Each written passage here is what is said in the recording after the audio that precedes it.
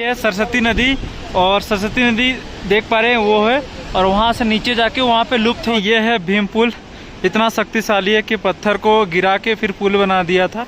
माना गांव में आपका स्वागत है। तो हम पहुंच गए हैं माना गांव, देख सकते हो फाइनली पहुंच गए हैं बद्रीनाथ बाबा के पास, देख सकते हैं जी। नमस्ते, गुड मॉर्निंग, जोहार। तो कैसे हैं आप सभी, स्वागत है भाई आप सभी को और एक नए ट्रेवलिंग ब्लॉग में। तो मैं दीपक, ऑल इंडिया लिव राइडर। तो देख सकते हैं इस वक्त हम आए हुए हैं बद्रीनाथ, जो कि हम कल रात को ही पहुंच गए थे और ठंड से हालत खराब थी, तो कल रात को हम लोगों ने यहीं पे टेंट लगा के सो दिया था। और देख सकते हैं बद्रीनाथ का खूबसूरत नज़ारा। और अभी हम लोग जाएंगे बाबा बद्रीनाथ का दर्शन करने के लिए। उससे पहले कुछ टोकन वगैरह की जानकारी मिल रही है कि टोकन के बिना आप दर्शन नहीं कर सकते, तो उसी का छानबीन करने के लिए अभी मंदिर परिसर की ओर जाते हैं। तो चलिए फिर आप लोगों को भी लेके चलते हैं और पूरी जानकारी आप लोगों को देते हैं।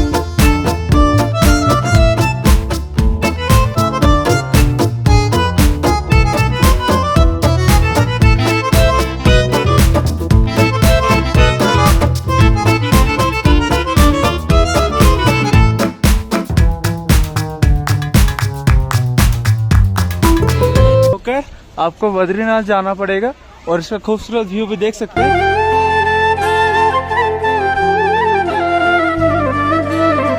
तो भाई साहब, अभी एक पुलिस ऑफिसर को पूछने के बाद पता चला कि टोकन कंपलसरी है, विदाउट टोकन आपको मंदिर के अंदर एंटर नहीं करने देंगे। तो अब हो चुकी समस्या, अब मिलेगी टोकन कहाँ? तो उसके लिए अब ढूंढते हैं जगह जगह, क्योंकि बद्रीनाथ हमारे सपने में है।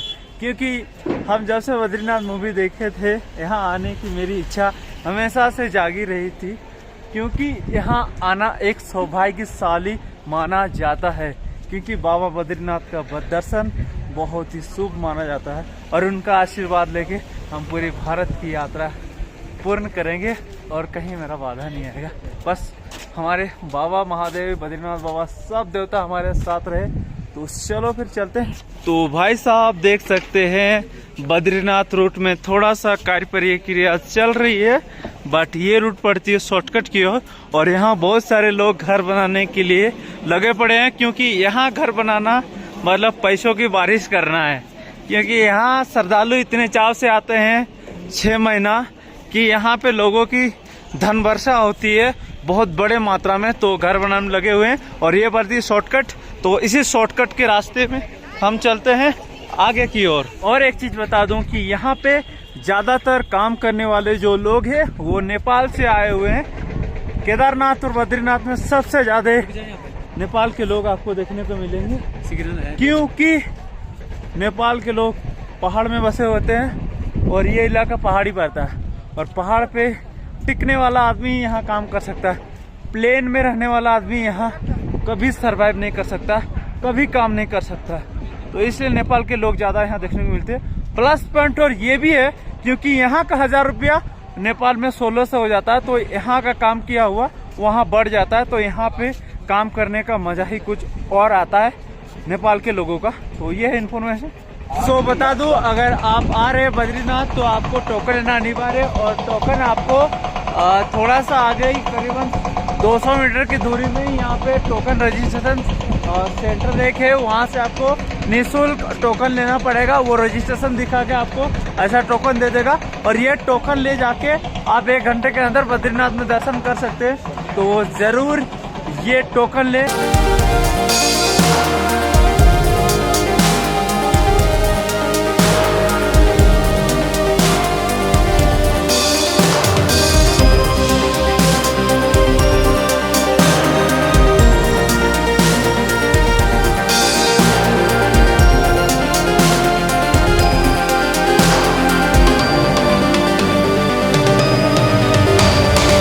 फाइनली अभी आकर्षक जो हमारा सपना और बाबा बद्रीनाथ का जो दर्शन करने का जो वर्षों से मेरा अरमान वो था, पूरा हो चुका है। तो देख सकते हैं बाबा बद्रीनाथ की जय।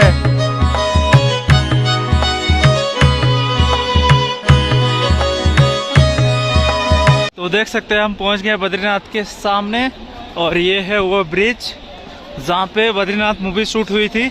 आप यहाँ पे टोकन दिखाएंगे और टोकन दिखा के लाइन में लगेंगे तो देख सकते हैं बहुत सारे श्रद्धालु लाइन में लगे हुए हैं। तो चले फिर इस साइड से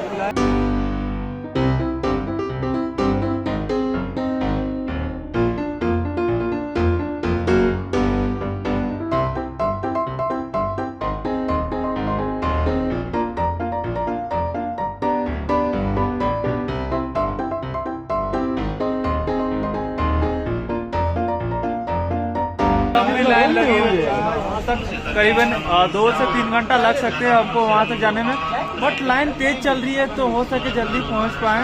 लेकिन बाबा के आशीर्वाद लेने का सौभाग्य कुछ अलग ही है। 2-3 घंटा मायने नहीं रखता, इतना तो मायने रखता है।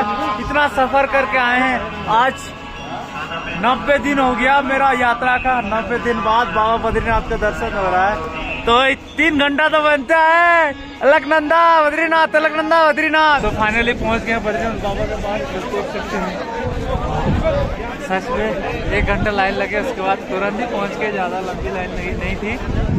अब बाबा का आशीर्वाद लेते हैं और उसके बाद वहाँ पे दिखाते, क्योंकि फोन अंदर खींचना या वीडियो रिकॉर्ड करना अलाउ नहीं है। सबका सपना होता है बाबा के पास पहुंचने का। मेरा सपना हो चुका पूरा। बस आप लोग भी जल्दी जल्दी आइए बद्रीनाथ के पास और आशीर्वाद लीजिए।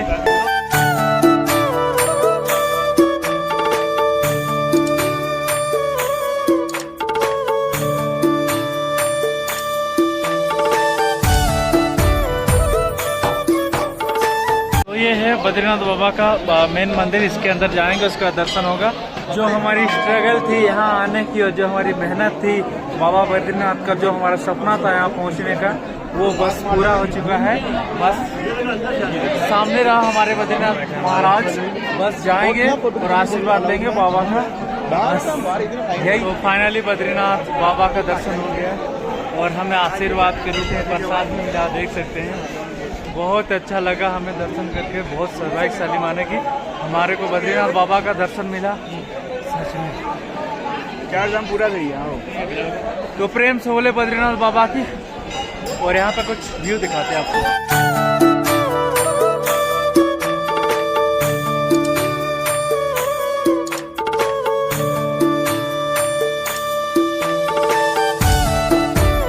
फाइनली हम मंदिर से बाहर निकल गए हैं और ये है फोटो शूट वगैरह होता है यहाँ पे मंदिर के सामने। फोटो वगैरह जितना भी श्रद्धालु आते हैं मंदिर के साथ एक मेमोरी रखना चाहते हैं तो ये वो जगह है।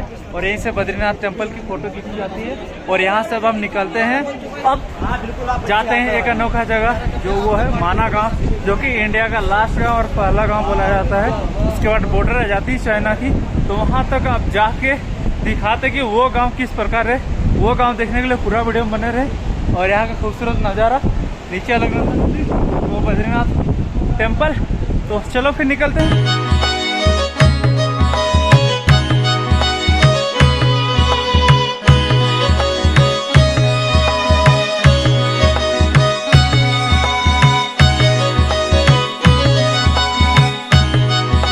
फाइनली अभी माना की ओर निकलते हैं हमारे भैया के साथ। ये रही हमारी गाड़ी, यहाँ से करीबन 4 किलोमीटर की है। तो चलो गाड़ी के अंदर बैठते हैं फिर मिलते हैं आप लोगों से। गाड़ी के अंदर बहुत गर्म है यार, बाहर बहुत ठंड है, लेकिन भैया ने गाड़ी गर्म करके रखा है। चलो फिर जाते हैं।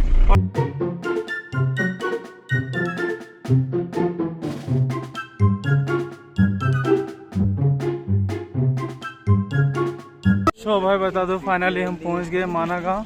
और यहाँ पे बहुत सारे लोग जो भी बद्रीनाथ घूमने के लिए आते हैं वो एक बार माना गाँव जरूर विजिट करते हैं।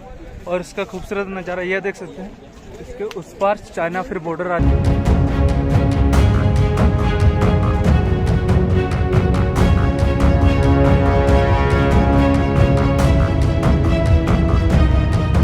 तो हम पहुंच गए हैं माना गाँव। देख सकते हैं इंटर कर चुके हैं। और माना गाँव का कुछ खूबसूरत नज़ारा इस प्रकार है। और बद्रीनाथ से ज़्यादा दूरी नहीं है, करीबन 4 किलोमीटर की दूरी में माना गाँव है।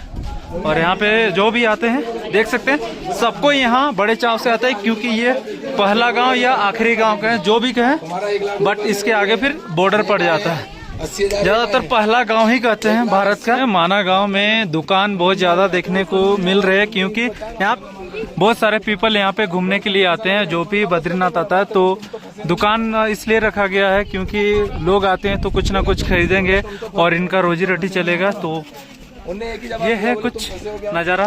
माना गांव में एक छोटी सी गली है, बट इस गली में पूरा भीड़ ही भीड़ है। मतलब कितना ज़्यादा लोग देखने के लिए आए हैं। देख सकते हैं हम अभी आए हुए हैं गणेश गुफा की ओर। तो चलो अभी जाते हैं गणेश गुफा के अंदर।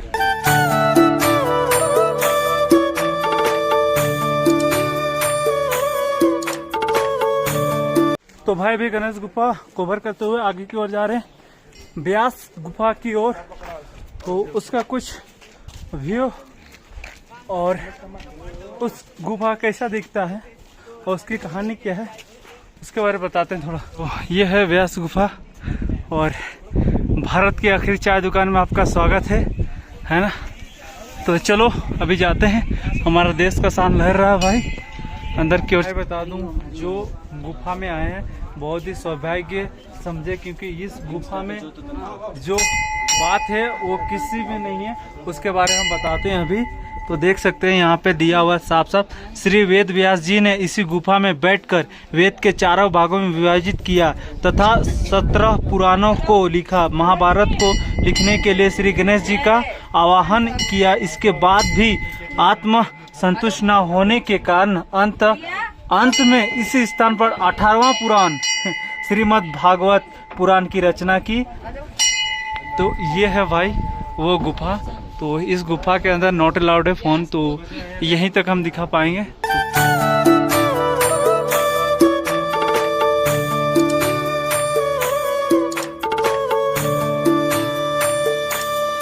सरस्वती नदी की ओर जा रहे हैं। तो सामने है सरस्वती नदी, हम दिखाते हैं आपको।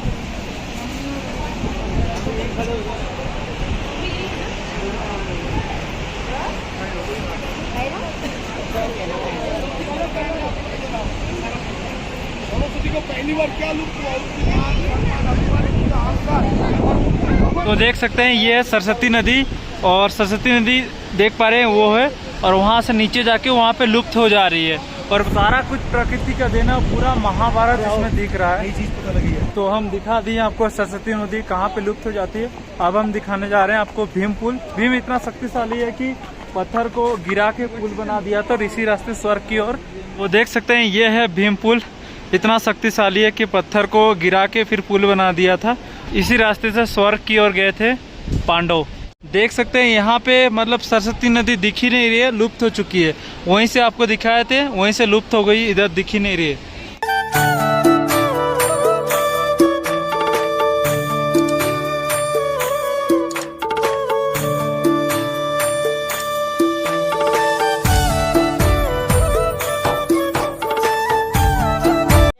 आज लाइव सरस्वती नदी देख लिए, अब यहाँ से निकलते हैं। फाइनली हम निकल गए हैं माना गांव से। जितना भी हो सके हम बताने की और दिखाने की कोशिश किए हैं अपना जितना हो सके। और मेरा थोड़ा बैटरी का प्रॉब्लम है, 4% बचा हुआ है, इसलिए हम जाते हैं आगे की ओर। तो चलो हम आ चुके हैं गाड़ी पे और यहाँ से फिर निकलते हैं बद्रीनाथ धाम के लिए। जो आगे बोर्ड बता दूँ, फाइनली विष्णु प्रयाग पहुँच चुके हैं, जो कि बहुत ही शुभ माना जाता है यहाँ पे डुबकी लगाना। हम गमछा लेके चल रहे हैं, अपना डुबकी लगाने की पूरी जी जान कोशिश करेंगे, क्योंकि ये पानी बर्फ़ से आ रहा है और अभी ऊपर से ठंडा ठंडा माहौल से अभी गुजर रहे हैं। तब पर भी हम शक्ति भगवान से दुआ बना, हम थोड़ा क्या बोले ठंडा बहुत लग रही है। और ये रहा हमारा विष्णु प्रयाग। कोशिश करेंगे यहाँ पर डुबकी लगा लेंगे, एक डुबकी तो लगाएंगे जरूर। विष्णु प्रयाग धाम में आपका हार्दिक स्वागत है। तो देख सकते हैं दो नदियों का संगम है यहाँ पे, और ये रही अलकनंदा और ये धौली गंगा नदी। धौली गंगा नदी इधर से जा रही है, अलकनंदा इधर से आ रही है, और वहाँ से फिर अलकनंदा नदी फिर से जा रही है। नाम देख सकते हैं।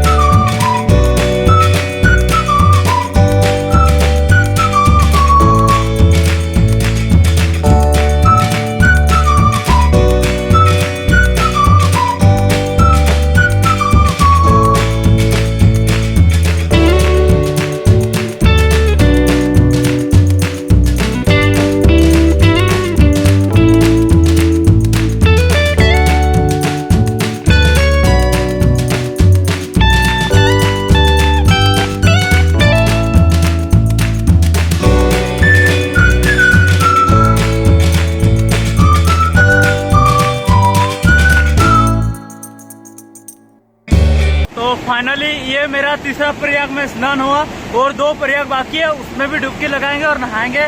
तो चलो फिर अभी। तो भाई साहब हमने नहा लिया है, ये मेरा तीसरा प्रयाग में स्नान कंप्लीट हो गया है और ये थी विष्णु प्रयाग। अब 2 प्रयाग बाकी है, नंद प्रयाग और कर्ण प्रयाग, वहाँ पे भी डुबकी लगाना है। और जो मेरा सपना था 5 प्रयाग नहाने का वो मेरा पूरा हो जाएगा। आज का वीडियो समाप्त करते हैं। वीडियो का कौन सा पार्ट आपको अच्छा लगा कमेंट में जरूर बताएं। वीडियो में नए आए तो सब्सक्राइब जरूर करें और भाई को ढेर सारा प्यार दें। लाइक जरूर मारें यार, लाइक